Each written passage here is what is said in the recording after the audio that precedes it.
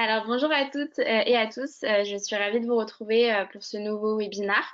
Donc je suis Cassandre et je représente aujourd'hui le collectif Apitech. On va faire très simple, le collectif Apitech regroupe aujourd'hui environ 60 startups qui sont au service de la qualité du travail à travers la technologie.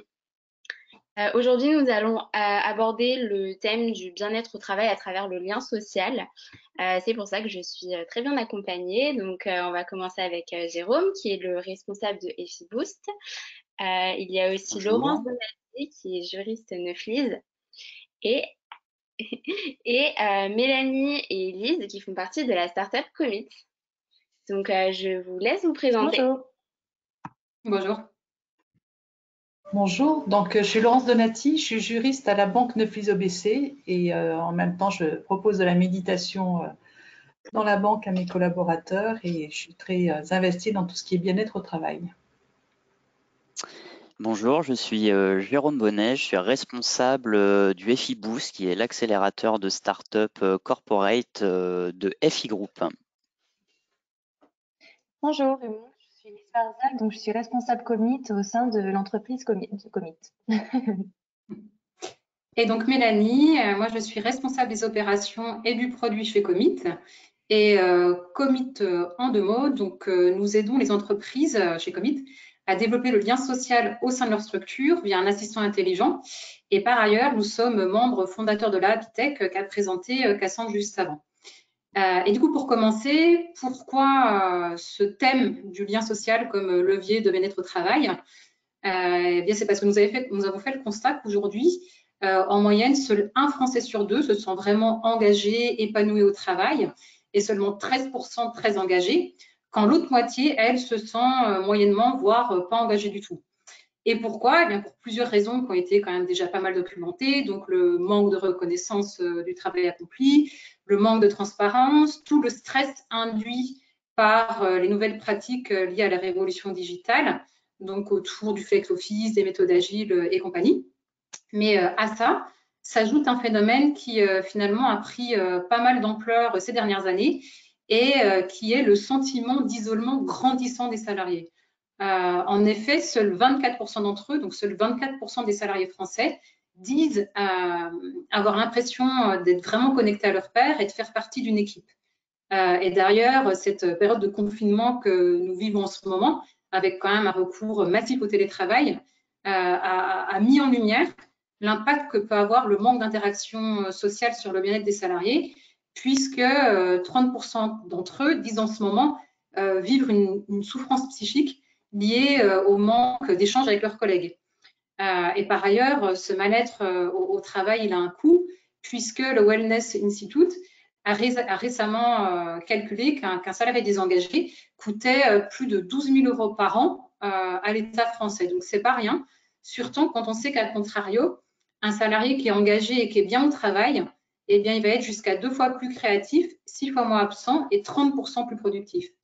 Mais du coup, une fois qu'on a dit ça, comment on fait pour que finalement les employés soient plus épanouis, plus engagés, finalement plus heureux au travail? Du coup, chez Commit, on a donc, une belle conviction, c'est qu'on se sent bien au travail quand on est bien entouré, qu'on peut compter sur un réseau de qualité. Et donc, selon le baromètre QVT, pour un salarié sur deux, la qualité du lien social est même le premier vecteur de bien-être au travail. Du coup, si l'on pousse l'étude un peu plus loin, on voit même que favoriser les liens d'amitié au travail, ça contribue directement à l'engagement collaborateur. Et toujours selon une étude Gallup, 63% des salariés déclarant avoir un meilleur ami au travail ont un engagement plus fort, à contrario contre 29% pour les salariés pour qui ce n'est pas le cas.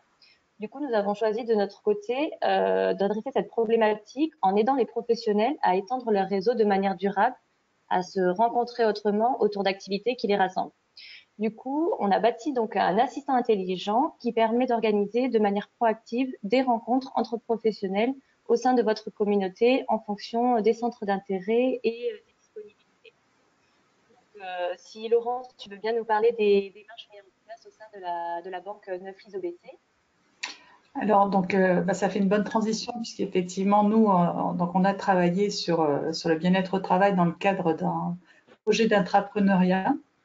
Donc j'avais très envie de développer quelque chose sur le bien-être au travail. On a interrogé des managers qui avaient été aussi intéressés sur le sujet, et ce qui était ressorti, c'était qu'effectivement ce qui était important, c'était pas tellement le baby-foot, mais plutôt ce qui permettait de développer du lien social, du lien entre collaborateurs et managers. Et donc dans ce cadre-là, on a rencontré Commit à la Happy Tech. Et donc, on a introduit cette application il y a déjà 6 mois à peu près. Et on propose donc depuis en fait du yoga, des séances de pilates. On propose aussi quelque chose qui pour moi me tient beaucoup à cœur, qui est le partage de talents. C'est-à-dire qu'en fait, on a fait un peu un appel à candidature et puis qu'on alimente de façon assez régulière sur vous avez un talent, est-ce que vous pouvez le mettre à disposition des collaborateurs? Donc pour moi, c'était à l'origine déjà la méditation. Il y a eu aussi l'improvisation théâtrale, donc qui est animée par une collaboratrice. Il y a une personne qui dit moi je fais du qigong. Il y en a un autre maintenant qui donne des cours de musique. Et donc on arrive à maintenir comme ça le lien aussi pendant cette période de confinement. Avec ces activités-là, ce qui permet de se rencontrer dans un cadre différent de celui dans lequel on a l'habitude d'interagir. Après, Nefis OBC est très impliqué dans tout ce qui est RSE, développement durable, depuis déjà de nombreuses années. Donc, il y a des activités qui sont développées autour de ça avec le Téléthon de la finance, des journées de développement durable. Il y a ce qu'on appelle les Charity Hours aussi qui ont été initiés dans ce cadre-là, c'est-à-dire que ce sont des collaborateurs qui vont dans des entreprises, des associations plutôt pour aider. Alors, il y a les petits bouchons, il y a du soutien scolaire, hein, il y a aussi aider des jeunes à trouver un chemin, un professionnel. On a également une collection de photos qui est une des collections privées les plus importantes. Et dans ce cadre-là, il y a des rencontres régulières avec des artistes. Il y a des visites régulières, des accrochages avec la responsable de la collection. On a aussi, pour la semaine du handicap, des événements. Donc, on a eu un parcours en se mettant en situation de non-voyants ou de malentendants. On a aussi une association de femmes dans la banque qui est très active dans tout ce qui est développement personnel et qui propose aussi un réseau d'entraide. Et la direction a aussi proposé à 2 reprises des journées dédiées au développement personnel. Avec, donc moi on m'a demandé d'animer des ateliers de méditation. Il y a eu des ateliers autour de l'improvisation théâtrale, de la psychologie positive, aussi comment oser avec le street art. Je trouvais ça très, très intéressant comme sujet. Et il y a eu aussi la possibilité d'aller accompagner des jeunes en décrochage scolaire dans le cadre de l'école de la deuxième chance. Donc ça, c'était un peu révéler vos talents, c'était à la fois révéler notre propre talent d'aller accompagner ces jeunes et puis mettre en lumière le fait que ces jeunes-là avaient aussi des talents. Et on a aussi des conférences en fait qui sont organisées par la communication et qui sont très inspirantes et qui ouvrent. On a eu Claudie Ignoré qui est venue, Fabien Galtier pour tout ce qui est travail d'équipe, Charles Pépin sur l'échec, et également Virginie Guyot, qui était la première femme à intégrer la Paille Route de France, qui est une jeune femme qui est très jeune et qui a une grande force de caractère. C'est très, très intéressant de la voir. Ensuite, on a aussi au niveau du bien-être, déjà depuis quelques temps, on est situé à proximité du parc Monceau et donc il y a pas mal de collaborateurs qui vont courir au parc et donc on a une salle de douche qui permet de faire en sorte que ça soit plus facile. Et donc toutes ces activités-là ont des impacts sur les collaborateurs puisqu'en fait ça crée un lien d'engagement. Les personnes qui arrivent dans l'entreprise voient ça de façon très positive et ils se sentent intégrés de façon plus rapide. Il y a un côté aussi moderne et puis une fierté d'appartenance, de se dire effectivement on est fier d'appartenir à cette banque et ça donne aussi du sens à notre appartenance à cette banque. Voilà ce que je pouvais dire. Je pense que j'ai J'espère que j'essaierai de respecter le timing. Jérôme, je te passe la parole. Ah bah, c'était plutôt très complet, Laurence. C'est vrai que j'aurais pu rebondir quasiment sur chacune de tes phrases. Bon, bah, le bien-être des collaborateurs chez FI Group aussi, c'est un sujet central. Je retrouve chez nous pas mal des sujets que tu as évoqués, hein, de l'entrée du collaborateur à sa vie de tous les jours. Moi, je me suis amusé à catégoriser en deux parties un petit peu ce bien-être au travail chez FI Group.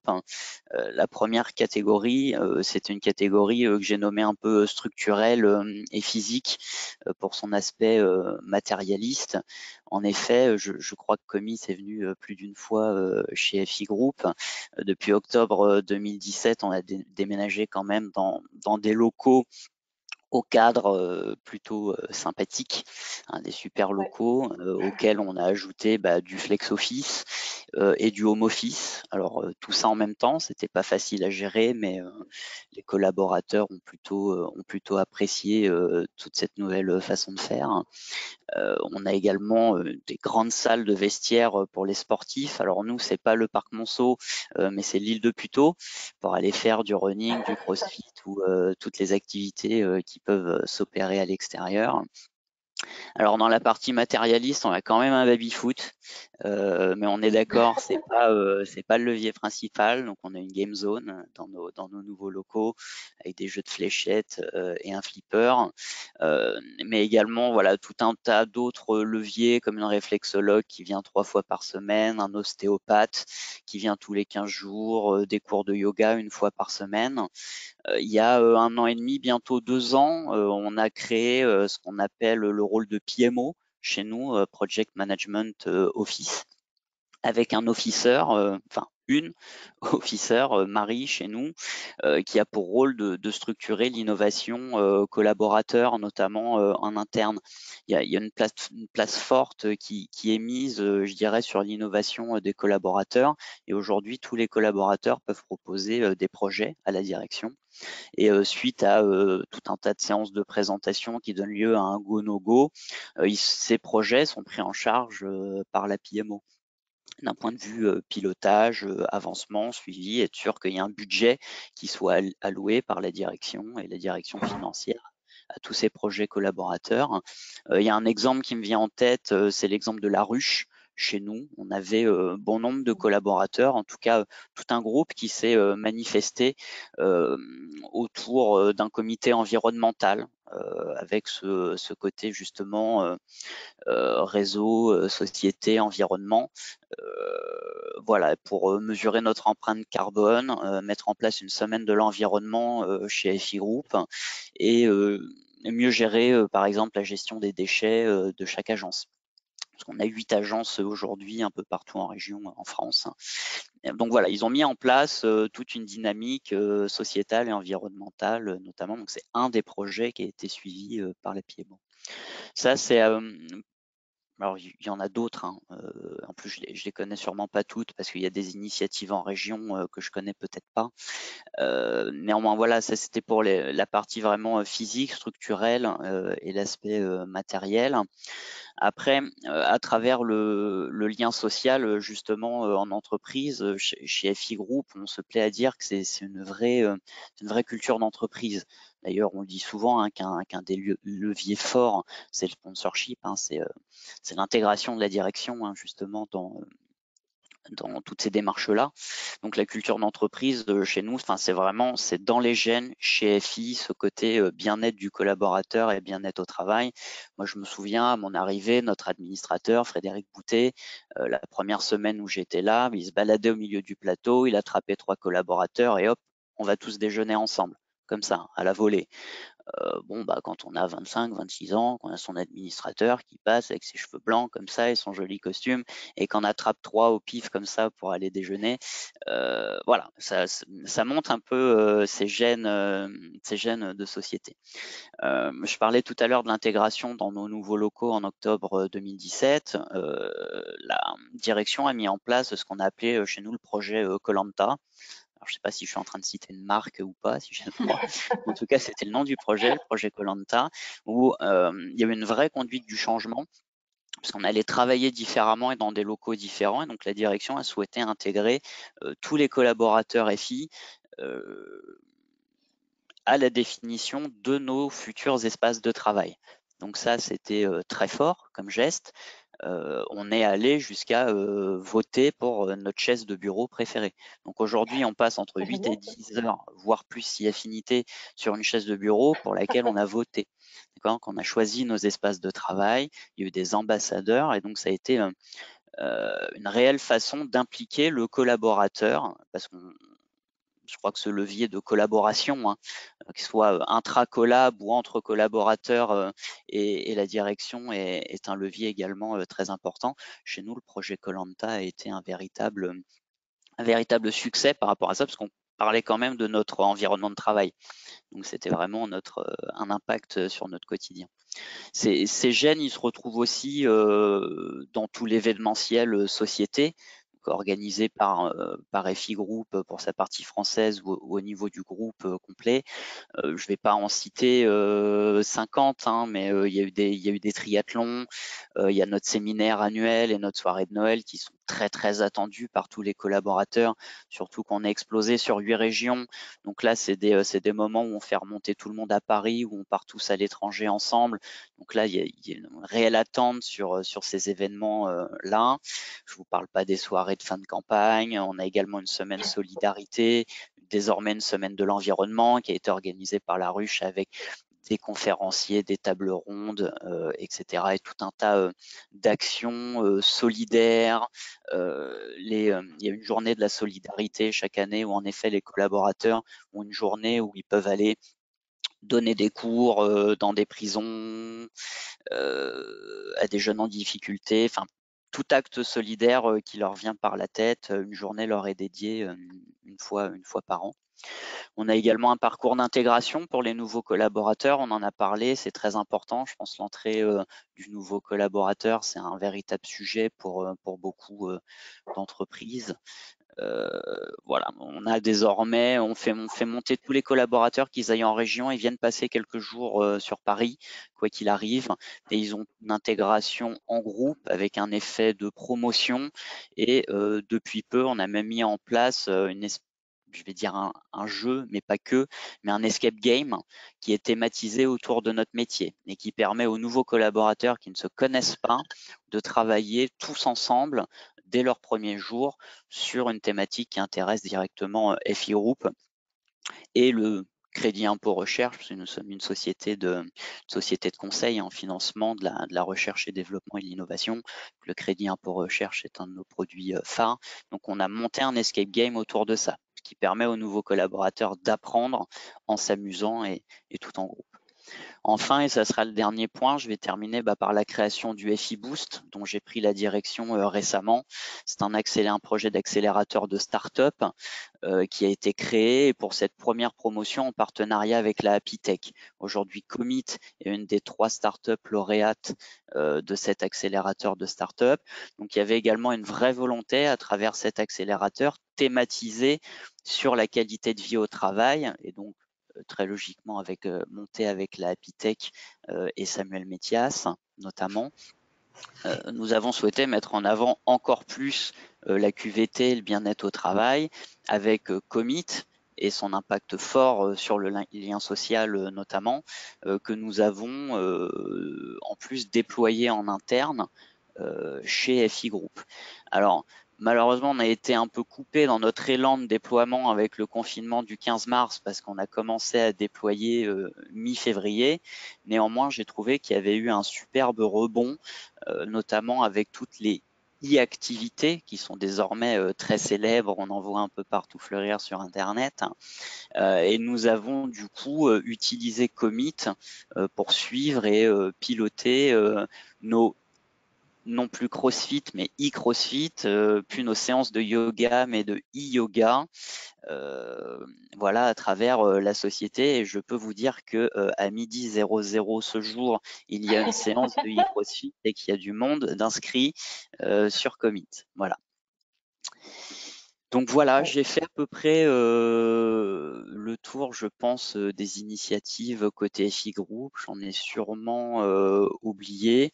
Moi, ce que je trouve super, parce que c'est aussi l'objet de cette discussion aujourd'hui, hein, c'est à travers l'utilisation de commit qu'on était en train de déployer, on continuera à redéployer sur l'événementiel, je dirais, physique, en présentiel, dès que le déconfinement le permettra.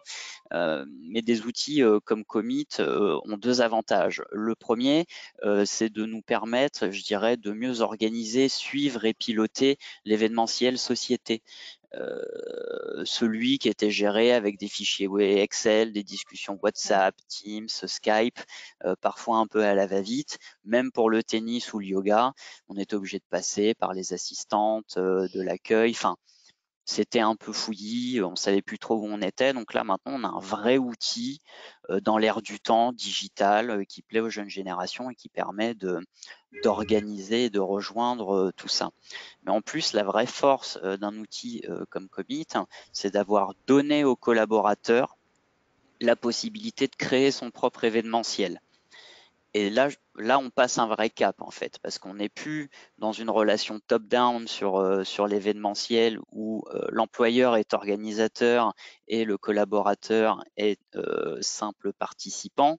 Là, on a vraiment les collaborateurs qui ont en main un outil qui aussi bien leur permet de faire du pur événementiel, prendre un café, aller déjeuner ensemble, aller faire du sport ensemble à l'initiative de chacun, mais également, et c'est ce que tu disais Laurence tout à l'heure, de partager des talents.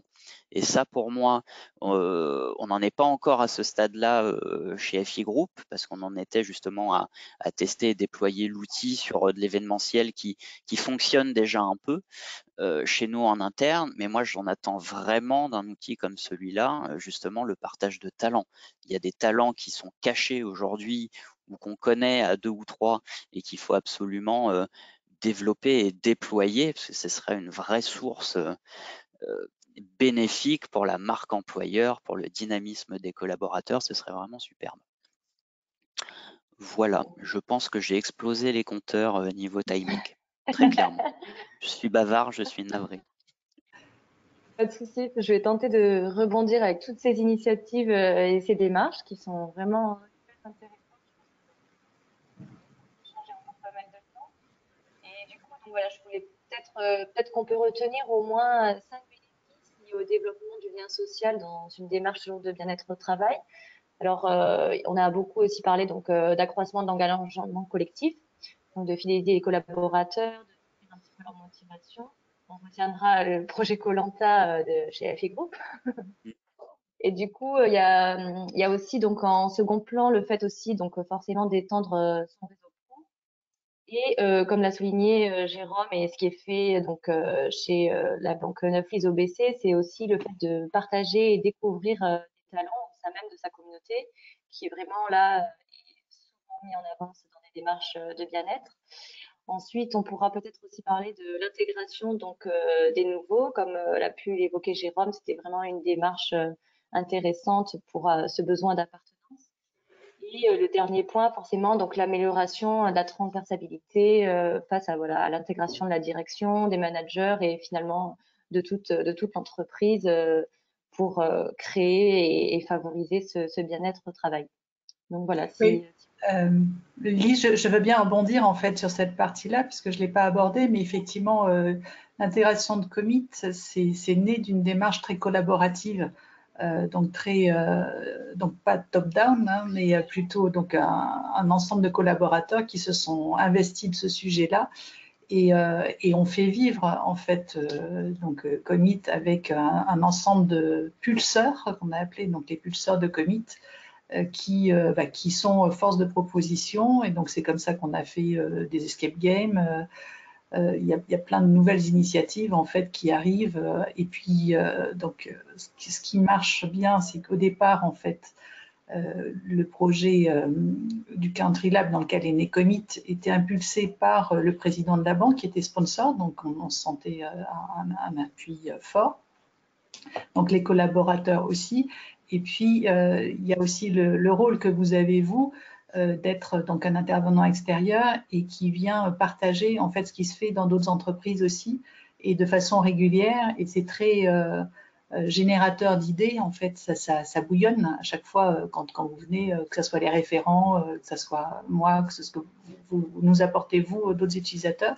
Ça crée un dynamisme et puis une envie d'avancer. Et donc avec aussi des nouveaux talents. Et puis, les nouveaux talents se créent au fur et à mesure des rencontres, en fait. Je déjeune avec quelqu'un, je dis, bah, tiens, tu fais ça. Ah, mais tu pourrais. Ah, bah oui, pourquoi pas. Et bon, voilà, c'est essayer de.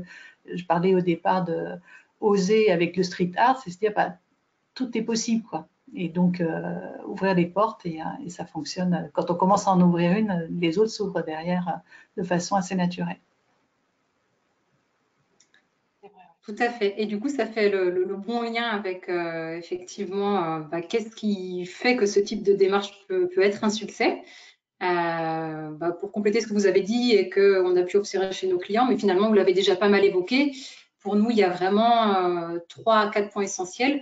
Le premier que tu viens de citer à nouveau, Laurent, c'est cet aspect vraiment co-construction, démarche collaborative et pas top-down. C'est que ça vient des employés, c'est soutenu par la direction et c'est porté par tous. Et ça fait une vraie différence quand c'est pris par cet angle-là. Le deuxième, c'est avoir un niveau de sponsorship élevé qui montre un vrai investissement de la part de l'entreprise dans le sujet et qui montre que ça fait partie de ses gènes, comme tu l'évoquais, Jérôme, et qui va amener derrière effectivement un sentiment de fierté et d'appartenance. Et le troisième point important pour nous, c'est que, comme tu le disais, Laurence, le fait qu'il faut que ce soit animé par les collaborateurs et dans le temps pour que la dynamique tienne dans le temps et maintienne ses bénéfices dans le temps. Donc, pour moi, c'est de loin le sujet le plus critique, en fait.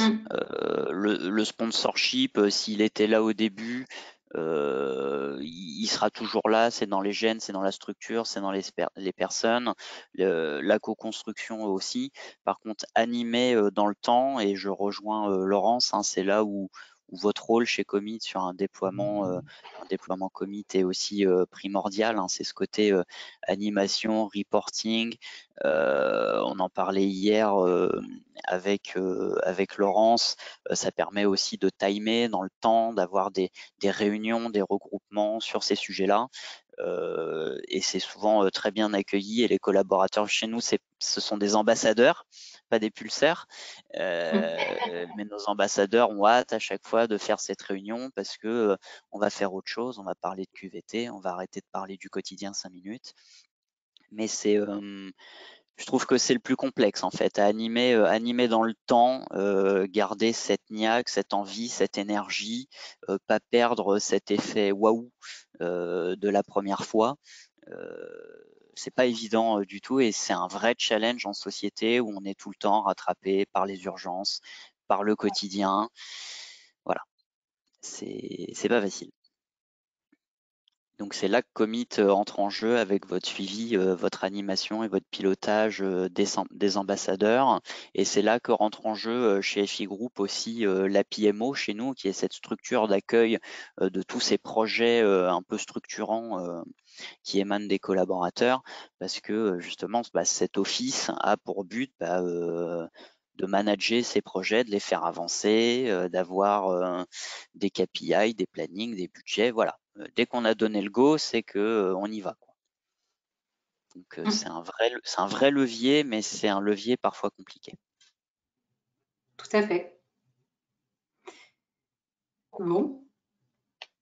Cassandre, moi, je vais te redonner la parole. Oui, alors j'ai une question, donc je ne sais pas si elle a été traitée ou pas, mais c'était par rapport à la charge mentale. Comment traitez-vous la charge mentale au travail? Là, pendant la période de confinement, il y a eu, on a mis à disposition des collaborateurs une ligne dédiée pour qu'ils puissent appeler une psychologue. Donc après, il y a les activités, que ce soit la méditation, il y a eu de la sophrologie aussi qui a été organisée, puis yoga, pilates, c'est aussi un moyen de se décharger un petit peu de ça. Ok. Voilà pour moi ce que je pourrais dire là-dessus. Je ne sais pas si Jérôme, toi, tu as d'autres... J'ai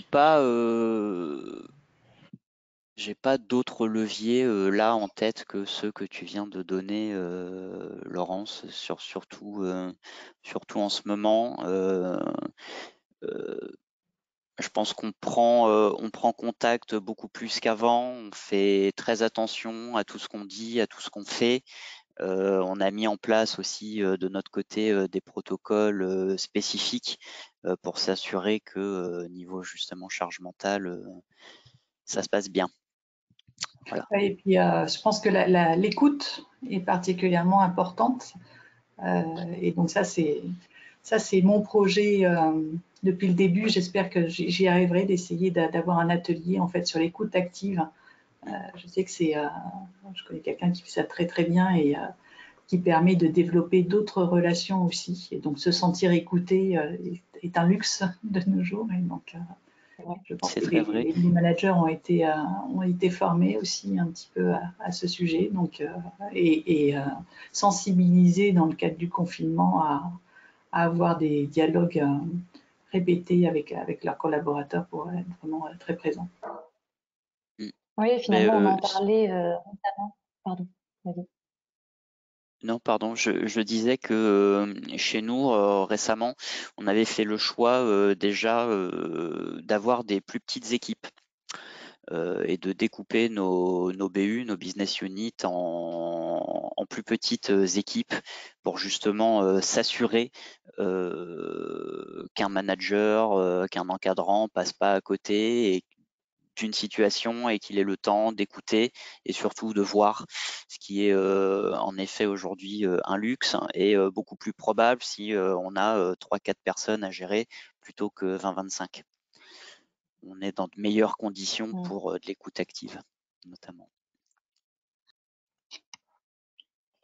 Alors là, j'ai une autre question. Alors, je pense que ça doit être pour l'équipe Commit. Est-ce qu'en amont, vous faites une analyse de comment ça se passe en entreprise et pour pouvoir proposer à Commit? Tout à fait. Du coup, donc c'est pour ça qu'on dit qu'on propose un service et non pas une solution. Parce qu'on propose effectivement cet assistant intelligent qui va permettre de développer l'un social, mais on accompagne son déploiement pour qu'il prenne bien avant, pendant et après le lancement. Et donc avant, on a un certain nombre d'échanges avec des contacts clés pour bien comprendre le contexte dans lequel ça s'inscrit, quel objectif ça va servir. Et on se base là-dessus ensuite, notamment pour personnaliser complètement la solution.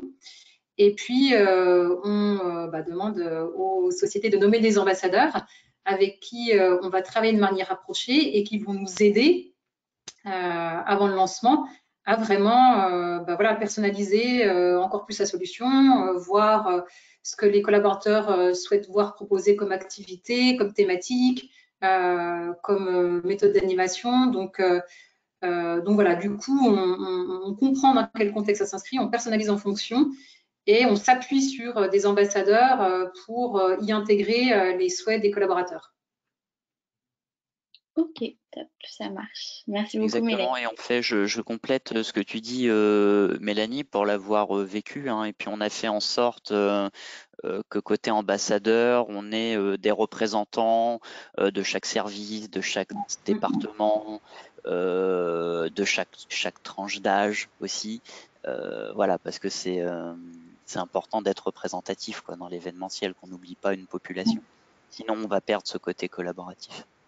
Oui, et puis c'était très important pour moi en fait à l'origine d'avoir ce côté d'aller rechercher en fait les intentions et les souhaits de chaque collaborateur. Je ne voulais pas que ça soit réservé à certains managers comme ça peut être le cas dans le passé. Et je pense que ça permet aussi aux collaborateurs de se sentir écoutés et puis d'investir la solution elle-même.